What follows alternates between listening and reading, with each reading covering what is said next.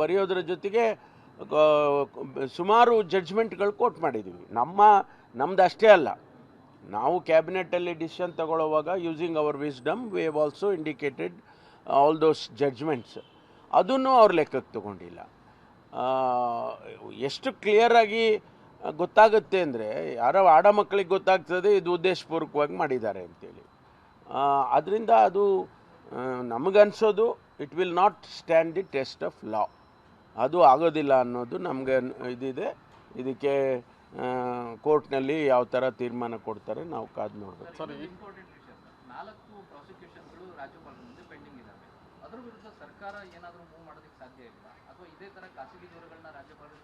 ಅಲ್ಲ, ನಾವೀಗ ನೋಡಿ, ಇಲ್ಲಿಯವರೆಗೂ ನಾವು ಇವಕ್ಕೆಲ್ಲ ತಲೆ ಕೆಡಿಸ್ಕೊಳಕ್ಕೆ ಹೋಗಿದ್ದಿಲ್ಲ.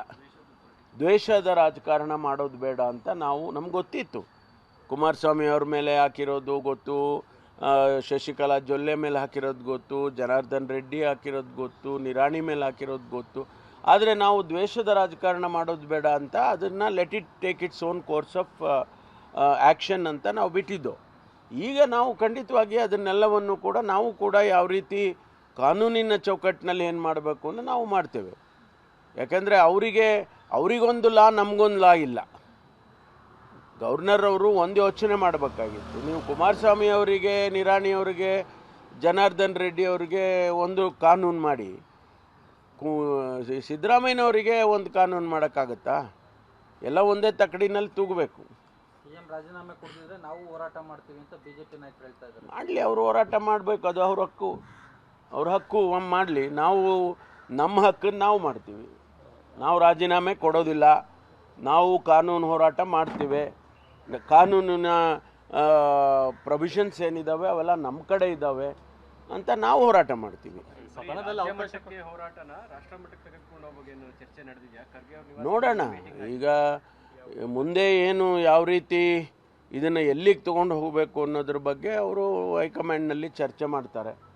ಅವರು ಯಾಕೆಂದರೆ ಈಗಾಗಲೇ ತಮಿಳುನಾಡು ಮುಖ್ಯಮಂತ್ರಿಗಳಿಗೆ, ವೆಸ್ಟ್ ಬೆಂಗಾಲ್ ಮುಖ್ಯಮಂತ್ರಿಗಳಿಗೆ ಮತ್ತು ಕೇರಳ ಮುಖ್ಯಮಂತ್ರಿಗಳಿಗೆ, ಇವ್ರಿಗೆಲ್ಲರಿಗೂ ಒಂದೇ ರೀತಿ ಇದೇ ರೀತಿ ಆಗಿದೆ.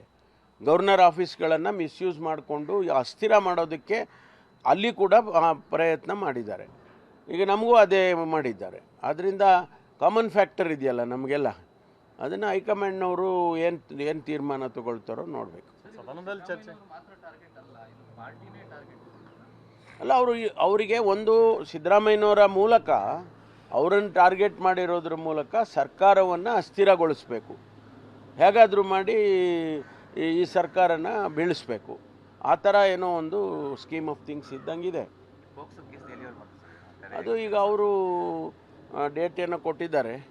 ಆ ಡೇಟ್ನಲ್ಲಿ ನಮ್ಮ ಅಡ್ವೊಕೇಟ್ ಜನರಲ್ಲು ಅಥವಾ ನಮ್ಮ ಸೀನಿಯರ್ ಕೌನ್ಸಿಲ್ಲು ಅಪೀರ್ ಆಗ್ತಾರೆ, ಮಾಡಿ ವೆಕೇಟ್ ಮಾಡಿಸೋದಕ್ಕೆ ಪ್ರಯತ್ನ ಮಾಡ್ತಾರೆ. ಇಲ್ಲ, ಅದು ಅಟೆಂಪ್ಟೆಡ್ ಟು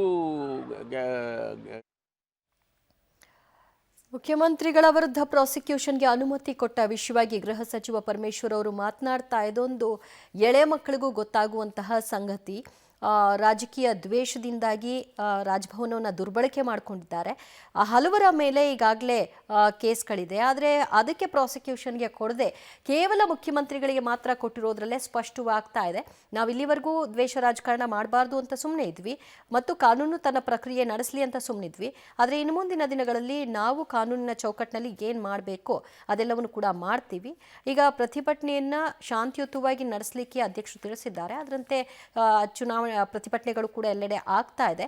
ನಾವು ಹೋರಾಟ ಮಾಡ್ತೀವಿ ಅಂತ ಹೇಳಿದ್ದಾರೆ. ಈಗಾಗಲೇ ಸಂಪುಟ ನಿರ್ಣಯ ತೆಗೆದುಕೊಂಡಿದ್ರು ಕೂಡ ಅದನ್ನು ರಿಜೆಕ್ಟ್ ಮಾಡಿ ರಾಜ್ಯಪಾಲರು ಪ್ರಾಸಿಕ್ಯೂಷನ್ಗೆ ಅನುಮತಿ ಕೊಟ್ಟದ್ದು.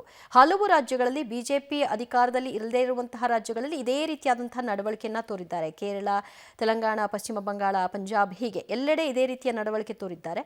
ಅದು ಇಲ್ಲಿಯೂ ಕೂಡ ಆಗ್ತಾ ಇದೆ ಅಂತ ಹೇಳಿದ್ದಾರೆ.